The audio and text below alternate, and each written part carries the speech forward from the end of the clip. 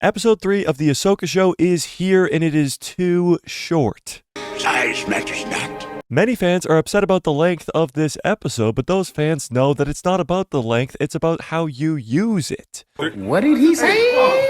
And with wild reveals, first introductions into live action, and action-packed sequences, the third installment of Ahsoka stays on target. Stay on target. And this gives us a great episode that further develops the lore of the Force and all these characters and the story at hand. So rate this episode out of 10 in the comment section below, and let's break this all down. Episode 3 opens with Sabine Wren training with Huyang, working on her lightsaber forms. Huyang is General Grievous, confirmed. But it is clear that Sabine is rusty, as Huyang reminds her that she sucks at being a Jedi. But this is when we get the sequence that we've seen in trailers before of Ahsoka training Sabine. Sabine puts on a mask so she can't see her surroundings, very similar to A New Hope when Obi-Wan is training Luke Skywalker for the first time. And in this sequence, we hear Ahsoka tell Sabine to listen to her voice, and this is when Ahsoka uses Force speed, which is rarely used in Star Wars. However, after many swings and misses, Sabine finally begins to sense her surroundings. And I believe this is foreshadowing Sabine using the Force in this scene, which I think is in the next episode. But this is just the beginning, as Ahsoka takes Sabine down and says, "Let's go again."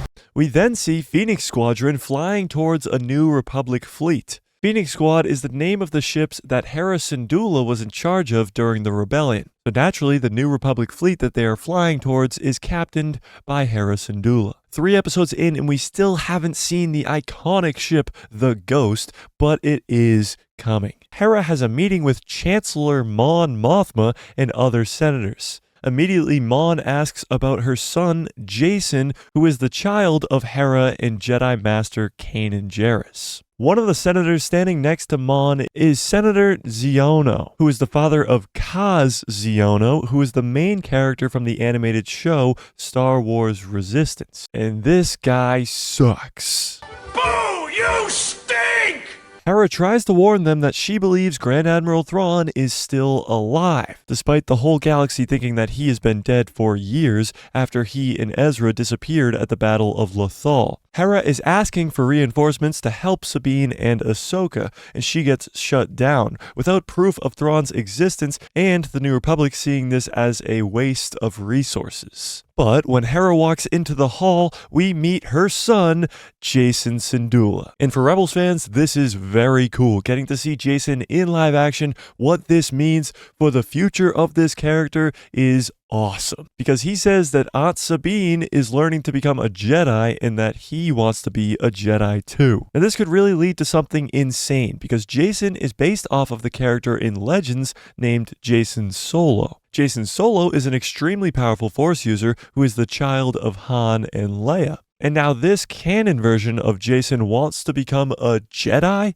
Keep in mind, his dad is the late great Kanan Jarrus. Kanan Jarrus' Padawan was Ezra Bridger. We then see Sabine and Ahsoka talking about Sabine's struggles with the Force. Ahsoka explains that the Force flows through all things, and Sabine responds with a question that many Star Wars fans have been asking for years. Why can't everybody use the Force if it flows through all things? And Ahsoka tells her that talent is a factor. Boom. Roasted. But the proper training is required. Ahsoka then forces a cup into her hand and tells Sabine to start small. We then get a scene of Sabine trying to force this cup into her hand. She is unsuccessful, but again, I still think this is foreshadowing to this scene in the forest when she will use the Force to save her own life. But this training gets interrupted by Hera, who is calling to tell them the bad news. Hera tells them that the New Republic is not going to help them and they are on their own, as her holo gets cut off and their communications get jammed because they are going into the Denab system. They come out of hyperspace and get attacked by 6 starships, 2 of them being piloted by Shin and the still mysterious Inquisitor, Marok. This leads to an amazing dogfight in space with Sabine and Ahsoka having to work together, master and apprentice, to take down some of these fighters. And as they come closer to the planet Cetos, Hu Yang scans something very large just outside the atmosphere. This is the Eye of Sion,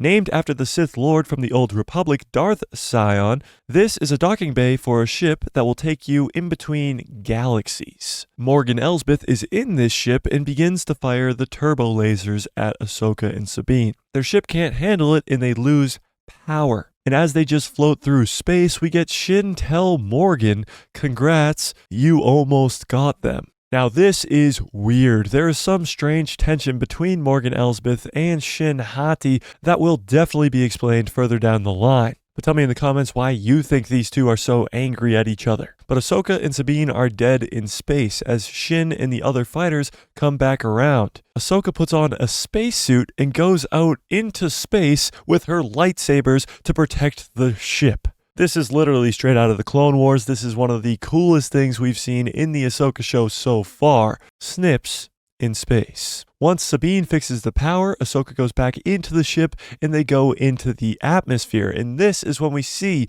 up close and personal, for the first time in live action, the PURRGIL. Giant space whales with the ability to go into hyperspace. The last time Sabine saw one of these was on Lothal when Ezra took himself and Grand Admiral Thrawn away. After a very cool chase through the PURRGIL, Ahsoka and Sabine lose Shin and Morok and land in the forest on the ground. And the episode ends with Baylan telling his men to go find the ship. So yeah, it was a shorter episode, so what? If I were to give it a ranking out of 10, I would give it an 8.5 out of 10. And yes, length matters. That did have a sway on what my score would be. Other than that, this episode is fantastic. Getting to see Jason Syndulla for the first time in live action, getting the explanation of the PURRGIL, seeing the PURRGIL up close and personal in live action, and of course, space snips. Are you kidding me? Sadly, we still haven't gotten the identity of the Inquisitor. However, I still think it is Starkiller, and this also means that all of these fights between Shin and Sabine,